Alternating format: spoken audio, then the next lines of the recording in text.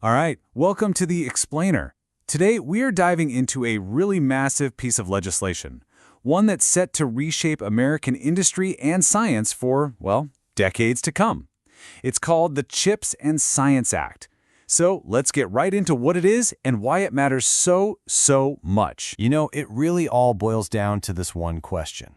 How on earth did these microscopic silicon circuits, the tiny brains inside literally everything we use, suddenly become such a huge deal that a global superpower is willing to pour billions of dollars into securing them?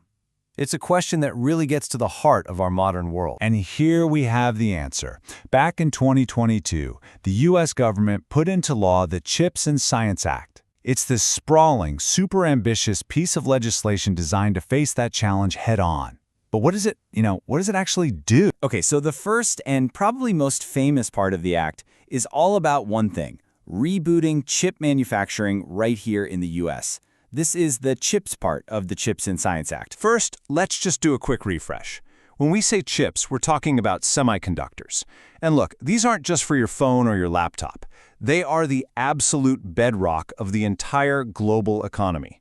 They're essential for our cars, our power grid, our most advanced military hardware. You name it, there's a chip making it work. So to bring all that manufacturing home, the law created this: the Creating Helpful Incentives to Produce Semiconductors for America Fund. Yeah, it's a clever acronym, I'll give them that. But behind the name is a massive financial engine. It's designed to make building chip factories, or fabs as they're called, here in the U.S. a completely irresistible idea for companies. And this money isn't just one giant slush fund. No, it's actually split up very strategically. You've got the Department of Commerce, which handles the main pot of money for manufacturing and R&D. Then the Department of Defense gets its own fund, specifically to make sure the military has the secure microchips it needs. And finally, the State Department gets funds to work with our allies on building secure supply chains around the globe. It's a really clear three-pronged attack on the problem. Now here's a really key detail. This isn't all about the flashiest, most cutting-edge chips. The law specifically sets aside $2 billion for what it calls mature technology nodes. You can think of these as the dependable workhorse chips. They're the ones that go into our cars, medical devices, and all that critical infrastructure. They are the exact chips that were in such short supply just a little while ago. And it's not just direct cash. On top of that funding, the law created this really powerful new tool, a 25% investment tax credit. So let's break that down.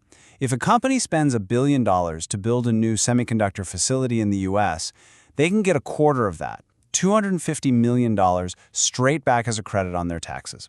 That is a massive financial carrot designed to tip the scales when businesses are deciding where in the world to build. But, as huge as that investment in chips is, it's really only half the story. Remember, the law's full name is the CHIPS and Science Act. And believe me, that second part is every bit as ambitious. And this is kind of the big reveal. The CHIPS and Science Act authorizes one of the single largest public investments in American research and development that we have seen in a generation. It's not just about securing the supply chains we have today. It's about owning the innovations of tomorrow. I mean, the law literally created a brand new directorate within the National Science Foundation with this incredibly bold mission. It's not just science for the sake of science. It's about taking technology and aiming it squarely at solving America's biggest challenges, everything from societal issues to geostrategic ones. So what kind of technologies are we talking about here? Well, the scope is just breathtaking. This is not a narrow bet. The law lays out these key areas to focus on. We're talking AI and quantum computing, robotics, biotech, advanced energy, the list goes on. It's basically a roadmap for where the government believes the future is headed, and it's putting its money there. Okay, but let's be real. Building shiny new factories and funding high-tech labs is pretty pointless if you don't have the skilled people to actually run them.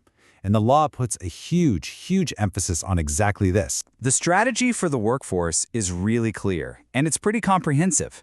First, broaden the talent pool. That means reaching out to groups that have been historically underrepresented in these fields. Second, strengthen the entire STEM education pipeline, starting from kindergarten and going all the way up through graduate school.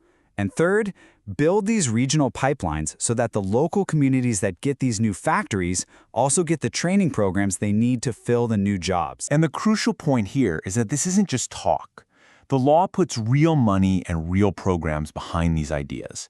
We're seeing specific provisions for more funding to HBCUs and other minority-serving institutions, more scholarships for STEM teachers, brand new fellowships in microelectronics, and even a scholarship for service program for folks studying artificial intelligence. It's a massive investment in people. Now, when you've got this much public money on the table, we're talking tens of billions of dollars, you've got to have some rules, right? So the law builds in what it calls guardrails to protect this huge national investment. A central idea in these guardrails is the term foreign country of concern, and the law is very specific here. It explicitly lists the People's Republic of China, North Korea, Russia, and Iran. It also gives the Secretary of State the power to add other countries to that list down the road if needed. And this is where the law has real teeth. It's something called a clawback provision. Basically, any company that takes this CHIPS funding has to sign an agreement. And in that agreement, they promise not to significantly expand their advanced chip-making in one of those countries of concern for a full 10 years. And if they break that promise, it's not just a fine. They have to pay back the entire award, every single penny. The law also makes a really important distinction. The goal here isn't to cut off all international science and teamwork. In fact, it actually encourages working with allies and using global expertise. The rules are targeted at various specific things, like participating in what they call malign foreign talent recruitment programs, or any activity that risks the unauthorized transfer of critical American intellectual property. So when you put it all together, the manufacturing money, the massive science funding, the focus on building a workforce, and all those security guardrails, what you get is what we're calling America's big tech bet. In the end, I think the law itself says it best.